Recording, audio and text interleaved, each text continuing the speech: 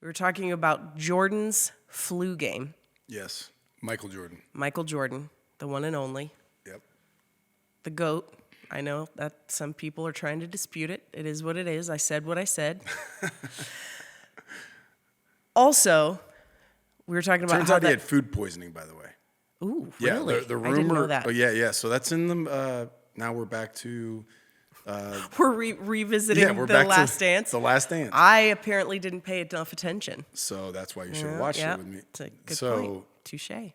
Everyone thought he had the flu because he was throwing up and everything. But it turns out the night before the game, he ordered a pizza. Oh.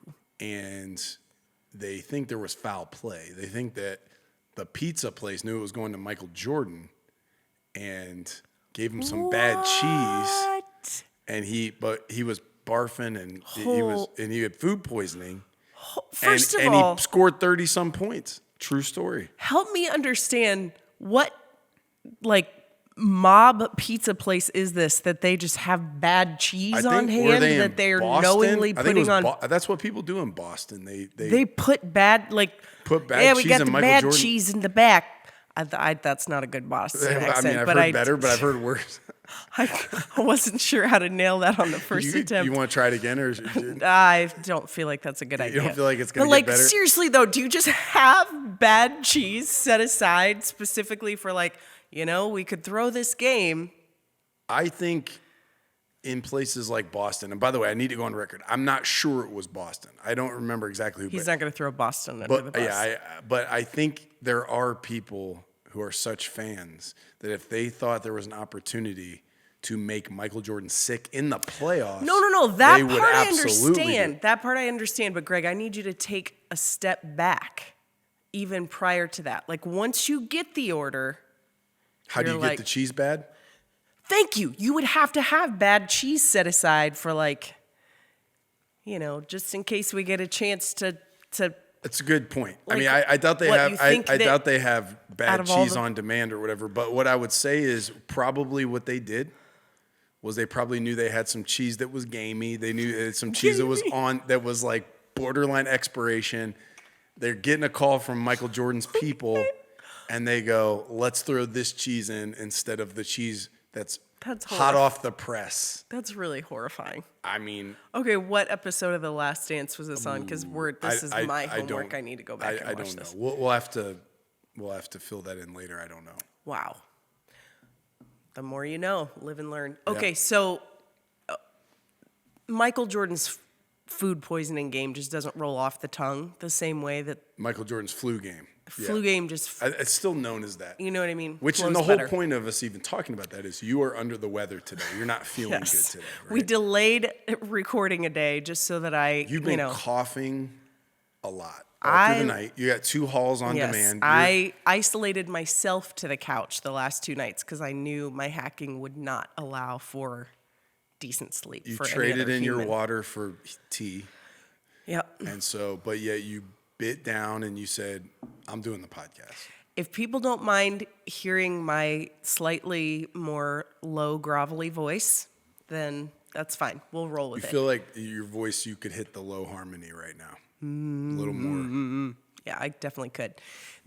But here's the other thing that we were talking about with the flu game. I have definitely seen some, quote, flu game performances from you. Like on a Sunday morning or some of these moments of your life that you had big stuff going on and you were utterly miserable.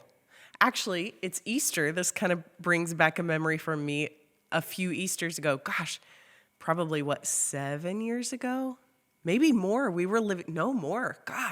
we were living on Brassey Avenue when you had that horrible, was it an ear infection or something? Yeah, that's right. You literally could not hear for weeks, right? It was 2 weeks, yeah. That was so bad, but I remember it was Easter time and you were in so much pain and also half deaf. Your equilibrium was off, all kinds of stuff. You were a mess. Probably the worst. You still powered through. The worst was actually after I had one of the surgeries, and it was during that fight, the fight message, and I felt like no one could preach that last message but me. I needed to do it. No. So I was I had just had surgery 3 or 4 days before. Right. So I was in a cast, And I just remember like I was on like pain meds. And so I was preaching on pain meds and I was worried. Don't preach on pain meds, I know, kids. I was worried. I'm like, I probably shouldn't have done this. And I remember getting to the end of the message. I wasn't exactly sure what all I had said. I was hoping it was coherent. And I remember a really nice lady came up to me after that and she was like, Pastor, that message changed my life. That was a word. Like that really happened. I thought, oh, thank God. Like this really, that really was the power of the Holy Spirit because I don't exactly remember what I said. But so then at least you got to watch it back in post-production for the documentary. Which, by the way, that's another fun little aside. A lot of people probably don't know that. Greg Ford had a documentary. This was an interesting shout out moment. to Nathan Crawford. Yeah. Nathan Crawford, he pulled worked, it together. He worked hard for that. Well, but I mean, you did the fight. You did all that. Yes, Nathan, you did an amazing job. I appreciate you. Nathan slept in our guest room before there was really anything in it but an air mattress because we moved in the middle of all that. And he was amazing. But you trained for, the better part of a year, right? Yeah. To do this boxing match. And you fought, and it was an incredible fight. Like, the proceeds of the fight went to charity, which was super cool. You had this whole message series that you did around the fights that people have in their lives, things that you're fighting for and what you're fighting through. And unfortunately, during the fight, which was insanely stressful for me, standing in the front row, I'm sure just it was. to be fair. Like, I can't imagine what it was like going in the ring, but I feel like sometimes it's almost worse for the people watching. I think you're right.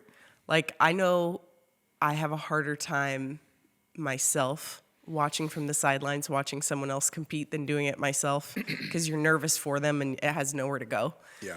I'm not saying it was worse for me. This is going No, I sideways feel you. fast. No, it I'm not is. saying it was harder on me in general. It is. You had tore a bicep. Emotionally, I'm but in yeah, there. the nail biting was like on 12 out of 10. It was so stressful. And you tore your bicep during the fight. And you were kind of still a little high on adrenaline after it was over. And I'm like, your arm doesn't really look right. And you're like, I mean, it's a little off, but I think it's okay. And over the course of the night, you could just like watch it go up your arm. I'm like, no, that's not good. You're definitely going to need to go to the doctor. And sure enough, you had to have surgery. And that was just one of many. That's our frequent flyer miles to the orthopedic surgeon. You know? But that's for another day. No regrets.